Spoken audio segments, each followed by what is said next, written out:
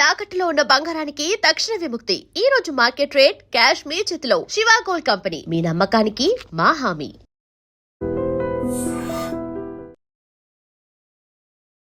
I dream చూసిన ప్రేక్షకులందరికీ నమస్కారం. ద్వాదశ రాశుల వారికి గోచార రీత్యా సెప్టెంబర్ మాసంలో ఏ విధంగా ఉంటుందో తెలియచేయడానికి ఈ రోజు మనతో పాటు ఐకాన్ ఆస్ట్రాలజర్ గట్టుపల్లి సురేష్ బాబు గారు ఉన్నారు. నమస్కారం గురుగారు. జై శ్రీమన్నారాయణ. గురుగారు, తులారాశి వారికి సెప్టెంబర్ మాసంలో ఏ విధంగా ఉంటుందో తెలియచేయండి. తులారాశి వారికి సెప్టెంబర్ మాసం కొంతమేర కలిసి వస్తుందని చెప్పొచ్చు అండి. కొన్ని రాసుల వారికి కొన్ని మాసాలు బాగుంటాయి అంటారు. అందులో ఈ సెప్టెంబర్ మాసం తులారాశి వారికి బాగానే ఉంటుంది. ఇప్పటివరకు కోల్పోయినటువంటి ఆస్తులు, అంతస్తులు, పదవులు, జాబులు ఇవన్నీ కూడా దారదత్తం చేసేసి వెళ్ళిపోతూ ఉంటారు. ఇప్పుడు ఒక గురువు గారు ఉంటారు అనమాట. ఆయన ఏం చేస్తుంటారంటే, అందరూ బాగున్నారమ్మా, పేదవాళ్ళు అందరూ బాగున్నారంటే పక్కన రోడ్డు పక్కన నిలబడి చూస్తుంటారు కదా, ఆ చూసే వాళ్ళందరికీ దగ్గర ఉన్నవన్నీ ఇచ్చేసి వెళ్ళిపోతూ ఉంటారు అన్నమాట. చివరికి వాళ్ళు తినడానికి ఏముండవు. అది పరిస్థితి తులారాశి వాళ్ళది. అన్నీ ఉన్న వనరులన్నీ కూడా వేరే వాళ్ళకి అప్పచెప్పి వెళ్ళిపోతూ ఉంటారు అన్నమాట. ఇంకేముందిలే అన్నట్టుగా, కాశీకి వెళ్ళిపోతున్నాను, ఇంకా నేను అన్నీ వదిలించుకుంటాను అన్నట్టుగా వెళ్ళిపోతూ ఉంటారు ఎప్పటికీ కూడా.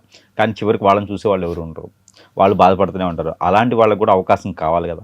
అలాంటి అవకాశం ఒక్కొక్క మాసంలో వస్తూ ఉంటుంది. ఒకటి ఫిబ్రవరి అయితే కనుక, రెండోది సెప్టెంబర్ అని చెప్పొచ్చు. ఇలాంటి సెప్టెంబర్ మాసంలో వచ్చేటువంటి అవకాశాలు ఏదైతే ఉన్నాయో మళ్ళీ అందిపుచ్చుకోవాలి. మళ్ళీ వీళ్ళ చేతి డబ్బులు కానీ, అవకాశం కానీ, జాబ్ కానీ ఉంటేనే కదా మళ్ళీ సహాయం చేయగలుగుతారు. కాబట్టి ఈ సెప్టెంబర్ మాసంలో సంపాదించుకునే దానికి అవకాశాలు వస్తాయి. విదేశానం వస్తుంది. ఇక్కడ ఉండగానే సిమెంట్ కానీ, ఇనుము, ఇటుక, ఇసుక ఇలాంటి రంగాల్లో రాణించేందుకు కానీ, దాంట్లో డిస్ట్రిబ్యూటింగ్ కానీ, దాంట్లో కంపెనీలు జాయిన్ అయ్యేందుకు కానీ మంచి స్థానంలో వచ్చేందుకు అవకాశం ఉంది. కాబట్టి అలాంటి వాటిలో ఖచ్చితంగా వీరైతే ఇన్వెస్ట్మెంట్ చేసినా ఇబ్బంది లేదు, దాంట్లో పాల్గొనే ఇబ్బంది లేదు, పార్ట్నర్షిప్ వ్యాపారాల్లో నష్టం లేదు, అన్నీ చేసుకో. ఎందుకంటే కనుక సెప్టెంబర్ మాసం వీళ్ళకి ఎందుకు కలిసి వస్తుంది అంటే కనుక, ఈ సంవత్సరం పర్టికులర్గా కలిసి వస్తుంది. ఎందుకంటే కనుక ఆ రాశికి అధిపతి అయినటువంటి శుక్రుడు తులారాశిలోనే ఉన్నాడు. ఈ సెప్టెంబర్ మాసం మొత్తం కూడా తులారాశిలోనే ఉంటాడు. 12వ స్థానంలో బుధుడు ఉన్నాడు.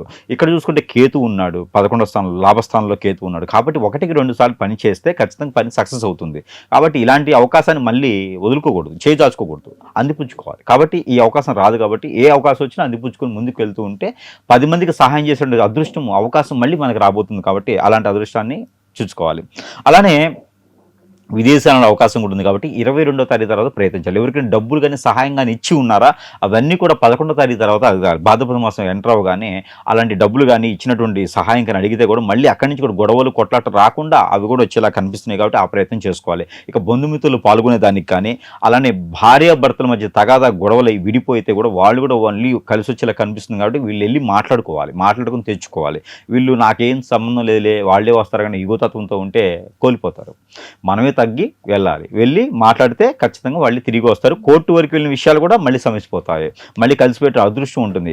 తులారాశి వాళ్ళకి ఇన్ని రకాల అదృష్టాలు ఉన్నాయి. ఈ సెప్టెంబర్ మాసంలో ప్రయత్నం చేస్తే ఏముందిలే అంటే అనుకుంటే ఏం కాదు. ఇక ప్రయత్నం కాదు చేయాలి. కానీ ఇక్కడ వీరికి ఆరోగ్య సమస్యలు, బ్లడ్ రిలేటెడ్ సమస్యలు వస్తున్నాయి. Back pain, shoulder pain, stomach related సమస్యలు అయితే కనపడుతున్నాయి. కానీ కొంచెం ప్రికాషన్స్ అయితే ఖచ్చితంగా తీసుకోవాలి.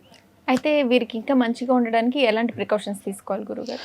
ఖచ్చితంగా అండి, వీరికి పరిహారాలు అయితే ఖచ్చితంగా చేసుకోవాలి. అందులోనూ ఇప్పుడు భాద్రపద మాసం వస్తుంది. భాద్రపద మాసంలో వినాయక చవితి వస్తుంది. వినాయక చవితికి వీరికైతే కనుక ఖచ్చితంగా వీరికి మంచి సానుకూల ఫలితాలు అయితే పొందుతుంటారు. 6వ రోజు కానీ 9వ రోజు కానీ, ఈ 2 రోజులు ఏదో ఒకరోజు చేసినా చాలు. పట్టు వస్త్రాలు సమర్పించాలి వినాయక స్వామివారికి. ఆ సమర్పించిన తర్వాత పాలతో కొంచెం తేనె వేసి ఆ ఒక నైవేద్యాన్ని స్వామివారికి సమర్పించుకుంటూ ఉండాలి. ఇలా కాకుండా మళ్ళీ అరిసెలు, బూర్లు, కుడుములు కానీ ఇంకేమైనా ఉంటే కూడా అలాంటి ఏదైనా పిండి వస్తువులు కూడా వీరి స్వామివారికి సమర్పించినట్టయితే కనుక ఖచ్చితంగా వారికి మంచి జరిగేటువంటి యోచన అయితే కనపడతా ఉంది. విఘ్నాలు కానీ, ఆటంకాలు కానీ ఎదురయ్యేటువంటి అన్ని కూడా సమస్యపోయేలా కనిపిస్తూ ఉంది. వీరికి శుక్రుడు కూడా బాగున్నాడు. కాబట్టి ఇంకా ఏదైనా ఉంటే కనుక క్యాష్ నట్ అంటారు కదా, ఈ క్యాష్ నట్ కూడా దానం చేయాలి 1 పావు కిలో. బాదం కూడా దానం చేయాలి 1 పావు కిలో. ఇలా చేసినట్టయితే కనుక వీరికి అష్టైశ్వర్య ప్రాప్తి కలుగుతుంది. ఏదైతే మనం చెప్పిన ఆరోగ్య సమస్యలు ఏదైతే ఉందో అవి రాకుండా ఉంటాయి. ఏదైనా వీరిపైన శత్రువులు కూడా దండెత్తకుండా వారి పని వాళ్ళు చేసుకునే ఉంటుంది. ఇవన్నీ కూడా కాకుండా ఇంకా వీరిపైన ఏదైనా ఇప్పుడు బ్లాక్ మ్యాజిక్, వశీకరణ లాంటివి చేయించి అష్టదిబ్బందిని పాలు చేసేసి ఏ పని ముందుకెళ్లకుండా చేసేటువంటి విధంగా ఉంటే కనుక వారంతా కూడా సంప్రదిస్తే వారికి ఉన్న సమస్యకి పరిష్కార మార్గం చూపించే విధంగా అయితే ప్రయత్నం చేయొచ్చు. వాళ్ళకి ఏం జరిగింది ఏంటి అనేది ప్రతిదీ కూడా గుర్తుపెట్టుకోవాలండి. జాతక ప్రకారంగా, నక్షత్ర ప్రకారంగా, దశల ప్రకారంగా, అంతర్దశ ప్రకారంగా, గోచార ప్రకారంగా, నవంశల ప్రకారంగా ఉండకపోవచ్చు.